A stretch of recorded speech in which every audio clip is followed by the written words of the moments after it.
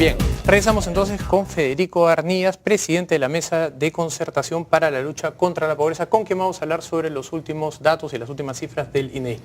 Señor Arnías, muy buenas noches, gracias por estar con nosotros. Muchas gracias por la invitación. Bien, cuéntenos ante todo, ¿cuál es el objetivo, cuál es el rol que cumple la Mesa de Lucha contra la Pobreza? La función de la mesa es lograr acuerdos entre el sector público y la sociedad en sus diversos estamentos, empresarios, cooperación, trabajadores, para encontrar aquellas políticas que pueden contribuir mejor y de manera más sostenible en el tiempo a la lucha contra la pobreza.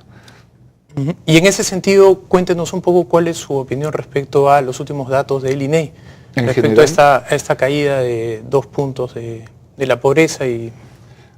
Mire, una cosa que creo que es importante es que una mirada de largo plazo, lo que muestra en el caso peruano es que efectivamente tenemos una interesante combinación entre crecimiento económico y reducción de la pobreza. Creo que esa es una primera constatación.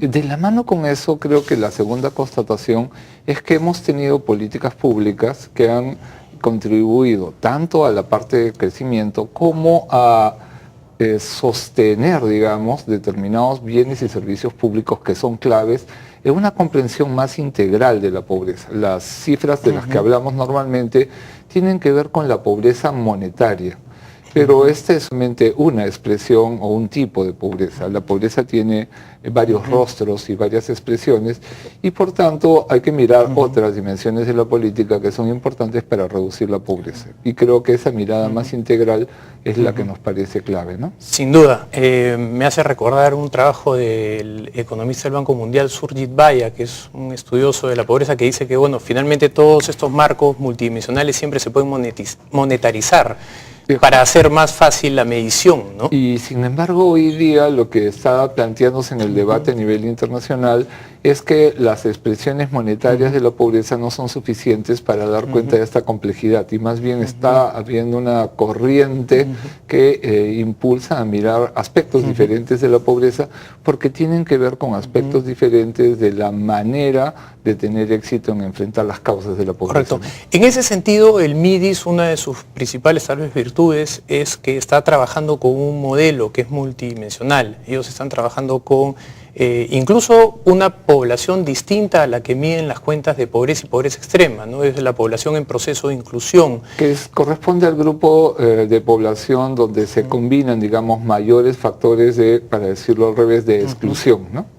Dentro de la mesa de lucha contra la pobreza, ustedes me imagino que hacen seguimiento a la experiencia de otros países y en ese sentido, ¿cómo comparamos, cuando comparamos a Perú con otras experiencias, cuál es el ritmo de reducción de pobreza? ¿Qué tan importante es el ritmo al que viene cayendo? A ver, si hablamos de pobreza monetaria, creo que el ritmo es realmente muy importante. Y un tema, sin embargo, que hay que trabajar es esta relación entre crecimiento y reducción de la pobreza. Hemos tenido periodos en los cuales la elasticidad de estas relaciones es un poco complicado a veces de explicar en televisión. Ha sido mejor que otros periodos, ¿no? Entonces, creo que lo que tenemos que buscar como país es sostener una tasa alta de crecimiento. La meta que se concertó para este quinquenio es 6.5.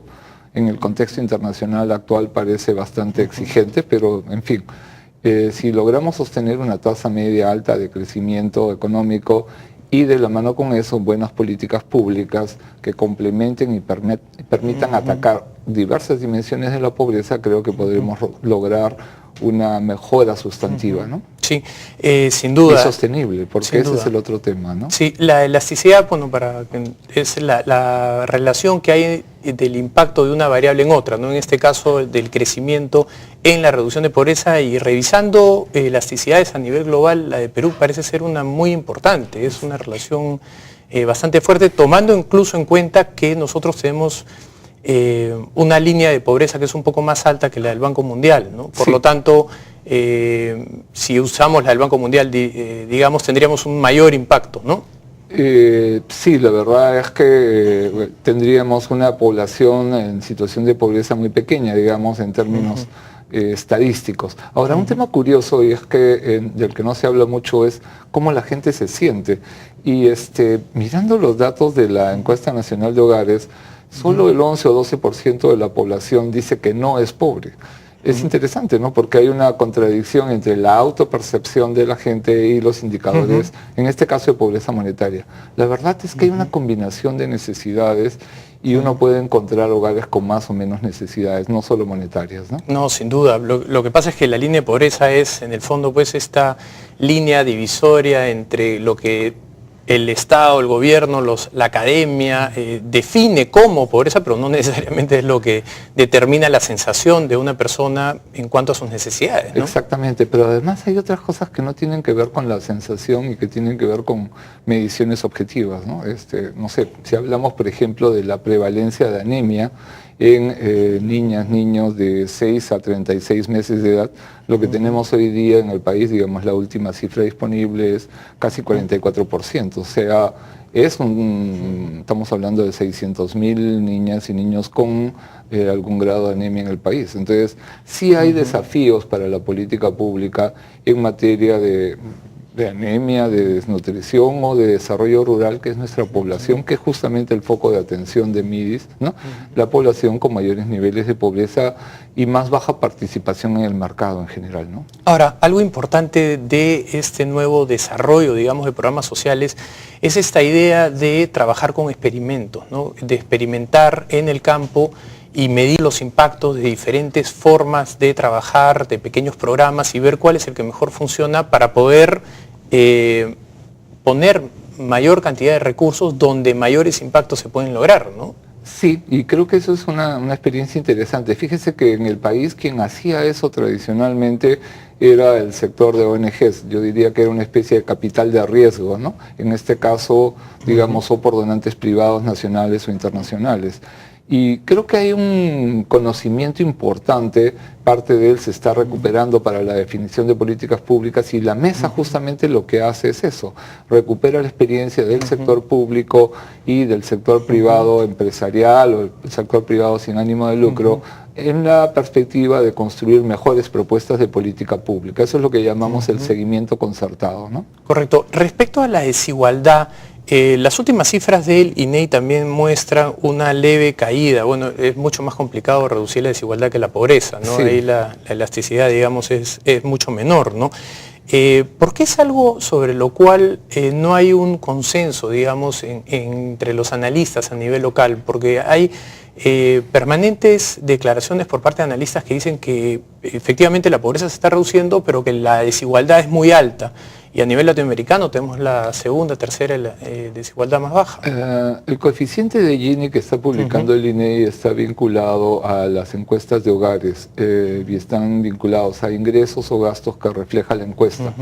Pero la encuesta tiene algunas restricciones para reflejar los ingresos más altos. Entonces, en ese sentido, si bien hay una tendencia en la información que recoge el ENAO para mostrar que, digamos, la desigualdad se ha reducido, de todas maneras es alta y no refleja toda la desigualdad en el país. Entiendo que hay un trabajo... Conversamos con alguien del INEI, nos comentó que era cercano al 15, al 20% la dispersión, pero igual en el estudio contrario, donde le achacan el 100% al nivel socioeconómico, no sé por qué, igual la tendencia es pronunciada. O sea, lo importante es medir ahí las tendencias, ¿no? Sí, lo que sucede, y ahí quizás creo que eso es una de las tareas que tenemos como país, es recuperar algunas herramientas de análisis. Entiendo que en la Universidad Católica estaban haciendo una evaluación, digamos, una lectura desde el punto de vista de la distribución del ingreso nacional.